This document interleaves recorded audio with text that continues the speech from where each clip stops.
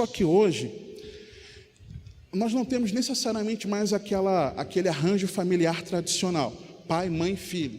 Hoje em dia varia um pouco. Isso tem variado bastante, inclusive. Esse clássico padrão tem perdido espaço para novos perfis. E eu tenho acompanhado alguns números em relação a isso já há vários anos, dando aula para famílias, para casais, e ontem eu fui ver novas informações sobre isso, estatísticas, e eu fiquei estarrecido com algumas coisas aqui, irmão. Hoje em dia, acontece como muitas vezes, a avó que mora com os filhos e os netos, talvez aqui tenha um caso desse, o padrasto que também é pai, ou seja, naquela casa, sei lá, ele ficou viúvo, ou ficou viúvo, e aí a esposa talvez tenha ficado viúva, ou não, ou se divorciaram e casaram de novo. Não vamos entrar aqui no mérito de certo ou errado, não é o foco da aula, mas ele tem ali o filho, filho dele, mas também tem o enteado ou a enteada. Talvez aqui na igreja tenha algum caso assim, não me lembro agora de cabeça, talvez tenha. Lá no outro ministério tinha casas assim, desse arranjo familiar. O filho que se divide entre duas casas, pais separados, e aí o filho fica 15 dias na casa da mãe, 15 dias na casa do pai. Isso acontece hoje em dia também, já de muitos anos. A mãe que cria os filhos sozinha, isso é bastante. E casais que optaram por não ter filhos. Tem casais que escolhem não ter filhos. No meu entender, errado, biblicamente falando. Então, nos últimos 60 anos, foram cruciais para essa transformação. Alguns fatores que provocaram mudanças estruturais no seio familiar. A mulher no mercado de trabalho enfim, queda da taxa de fecundidade. Os casais estão optando agora por ter menos filhos, um filho ou menos. Nós vamos ver o número disso aqui, como é que está. Legalização do divórcio e a onda dos recasamentos, Então, tudo isso proporcionou essa mudança na estrutura familiar. E tudo isso aqui, irmãos, sem julgamento algum. Nós temos vários arranjos familiares por N questões que cada um viveu na sua história, sabe? Não tem nada disso aqui, não. E aí, entrando nas estatísticas sobre isso aqui, eu busquei essa informação dentro da revista de pesquisa da FAPESP.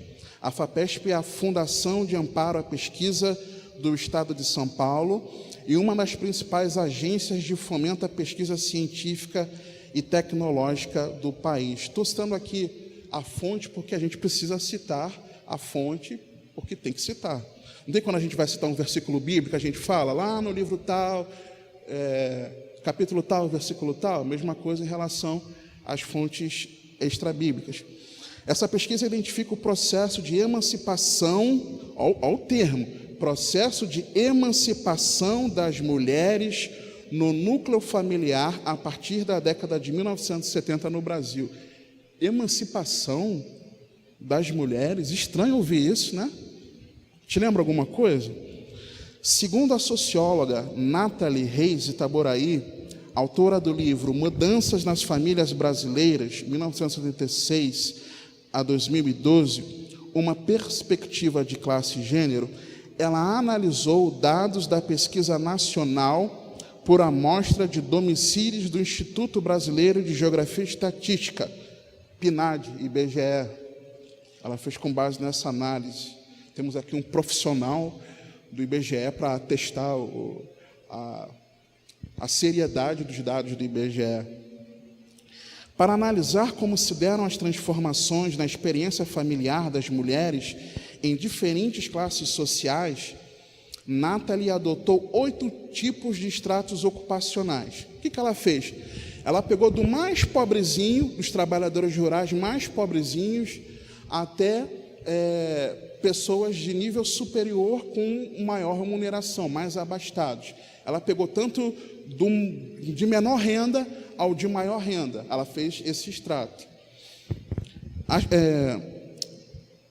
Apesar das desigualdades entre mulheres de diferentes classes continuarem grandes, as análises indicam que o comportamento familiar feminino, independente da classe social, mudou na mesma direção nos últimos 40 anos, com avanços significativos quanto à sua autonomia. Seja rico ou seja pobre, todas as famílias mudaram, não importa a classe social, na mesma direção que a gente vai ver aqui. Com avanços significativos quanto à sua autonomia. A autonomia que envolve maior controle sobre o próprio corpo, capacidade de gerar renda própria e de controlar esses recursos. Controle sobre o próprio corpo. Isso lembra alguma coisa? Aquela frasezinha? Meu corpo, minhas regras. Você já ouviu essa frase? Já leu nos últimos anos? As feministas, não, eu aborto sim, eu faço desse jeito, é meu corpo, minhas regras. Essa praga aqui, irmãos. Ou então, aquela outra frase, eu não preciso de homem para me sustentar. É a autonomia feminina, a emancipação das mulheres. Segundo dados do IBGE, a quantidade de lares chefiados por mulheres aumentou 67% entre 2004 e 2014. 10 anos, irmãos. Em 10 anos, aumentou 67%. Agora vamos aos números dessa evolução nas famílias nos últimos 40 anos, de forma breve aqui. Primeiro dado de 76 e em comparação a 2012, esse espectro de 76 a 2012. Nas famílias onde o homem era o único provedor, em 76, eram 77% dos casais, dos mais pobres lá dos trabalhadores rurais, da classe 1, vamos dizer assim. 77% dos casais ali, o homem é que era o principal provedor. E o pessoal de nível superior, de nível mais abastado, como é que seriam? 63% dos casais. Então, nos mais pobres, em 76, 77% eram os homens que sustentavam a casa. E nos mais endinheirados, também no mesmo ano, eram 67%. E em 2012, como é que está esse número?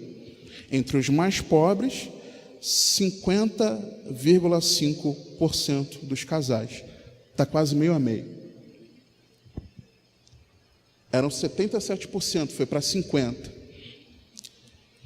E no nível superior, então, de 63% para 24,1% dos casais, hoje, no Brasil, em 2012, no Brasil, o homem era o principal provedor. Isso significa que 75% das famílias mais abastadas, a mulher estava como a mais provedora. Interessante isso, né, irmãos? Como é que era em relação às mulheres que trabalhavam, né? As esposas que trabalhavam? Dos mais pobres, 25% em 1976. Dos mais ricos, 34% das mulheres trabalhavam. E em 2012, dos mais pobres, foi de 25% para 46%. Quase dobrou. Claro, porque ficou mais difícil, tem que trabalhar mesmo. E do pessoal de mais condição financeira, de 34% para 75% no trabalho. E a taxa de fecundidade? Lá em 76, a taxa era de 6,6 filhos por mulher entre os mais pobres. Quase 7 filhos, né? Talvez aqui você veio de uma família de muitos filhos. Talvez tenha muitos irmãos, ou você tenha muitos filhos, ou seus avós foram assim, né? Lá em 1976. E entre os de maior condição financeira, 2,5 filhos por mulher. né? Eles não tinham televisão em casa, eles não tinham lazer, então eles faziam muitos filhos. Pode ser, irmãos, né? Pode ser. E agora, em 2012, que já passam 7 anos, mas em 2012, de 6,6 entre os mais pobres para 2,8, irmãos. E entre os de maior condição financeira, de 2,5 para 1,2. Você entende? Complicado. E das mulheres casadas que tinham renda própria, eram 12,6% entre as mais pobres, e hoje 74% estão arregaçando as mangas para trabalhar, ter sua renda própria, para ter a renda própria, melhor dizendo. Entre as de maior condição financeira, eram 37% e foram para 76%. E isso dados entre mulheres entre 15 e 54 anos de idade. Então aqui, irmãos, para mim, está comprovado, estatisticamente, matematicamente falando, aquilo que a Bíblia já ensina. Deus deu uma missão para a mulher. Me esqueci agora a epístola. Deus deu uma missão para a mulher, é de dar à luz a filhos. Não é que a mulher não pode trabalhar, claro que pode trabalhar, vocês são capazes, tantas outras mulheres podem trabalhar sim, sabe? Mas o cuidado do filho, a educação do filho não pode ficar em segundo plano, irmãos. Isso, na minha visão, isso é antibíblico. E é por isso que essa sociedade está do jeito que está, irmãos. Porque as mulheres estão deixando de cuidar dos seus filhos. Está aqui, estatística, ali para você, dados do IBGE. Não é que você não deva trabalhar, mas não deixa de lado a educação do seu filho. Eu falo para a Rosana, amor, eu a conheci no trabalho, né? Vi aquela morena entrando, eu fiquei apaixonado. Estava trabalhando, em 1999. Eu conheci no trabalho, eu não vejo problema dela trabalhar, mas o que eu converso com ela, ela entende isso, ela entende que a Bíblia orienta assim. O trabalho, se o trabalho prejudicar a educação da nossa filha, o trabalho ficar de lado. Tem que ser assim. Ela entende isso, a gente conversa isso. É um acordo nosso. Mas você está sendo radical demais, porque hoje em dia as condições financeiras estão difíceis. Eu sei de tudo isso, minha esposa me ajuda, sabe? Eu sei de tudo isso. Porém, irmãos, talvez tenha o nosso estilo de vida hoje em dia, seja um estilo de vida que não se contenta com o que tem. E o que acaba acontecendo Salmo 23, em que o Senhor é meu pastor e nada me faltará, no sentido de, já que eu tenho a Jesus Cristo na minha vida, eu não sinto falta de nada, não está sendo verdade, porque a gente olha para o quintal do vizinho, olha para o outro, e a gente quer ter o mesmo estilo de vida, que talvez naquele momento a nossa condição financeira não permite, irmãos, e ponto. Se a condição financeira não permite você ter um carro, não tenha. Se não permite que você faça a faculdade, não faça.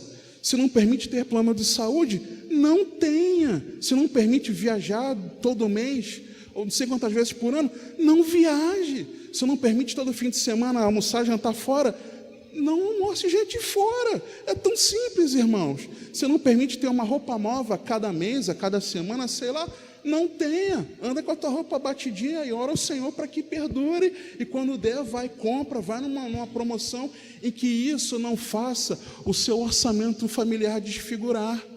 Mas muitas vezes a gente fica correndo atrás de um estilo de vida que não é um estilo de vida bíblico, que é do contentamento, irmãos. Eu não estou pregando miséria, irmãos, tá? Não é isso que eu estou falando com vocês, pelo contrário. Mas também, muitas vezes a gente não se contenta com o que Deus nos dá, irmãos. Faltou comida na casa de alguém essa semana? Se por acaso faltou, que às vezes pode faltar, na minha casa já faltou, e eu orei ao Senhor, e no mesmo dia Deus enviou, já aconteceu, Deus enviou, tenho certeza, que você não ficou sem comer. Deus cuida, irmãos, dos mínimos detalhes da nossa vida.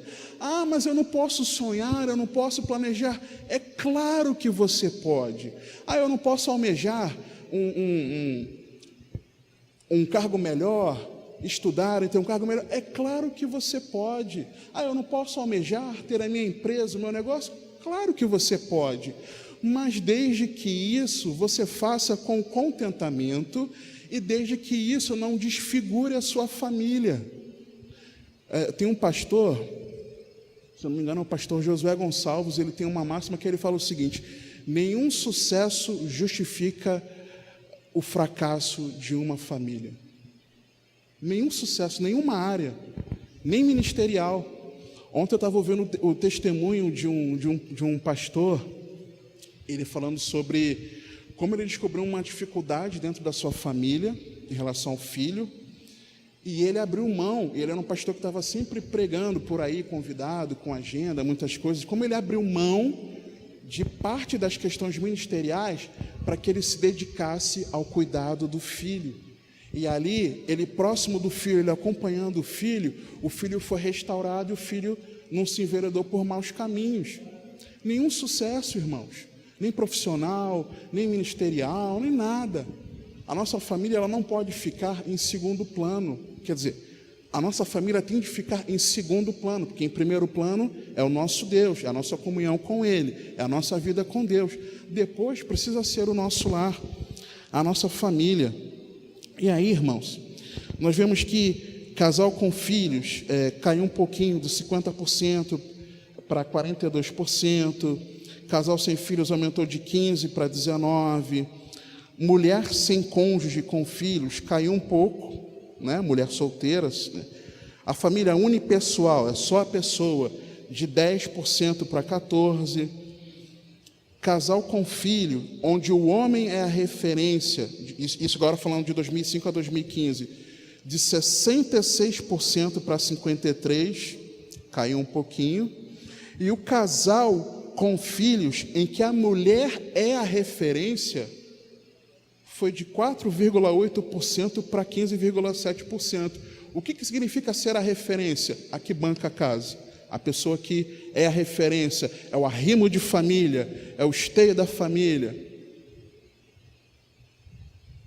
De 4,8% para 15,7%, em que a mulher passou a bancar a casa.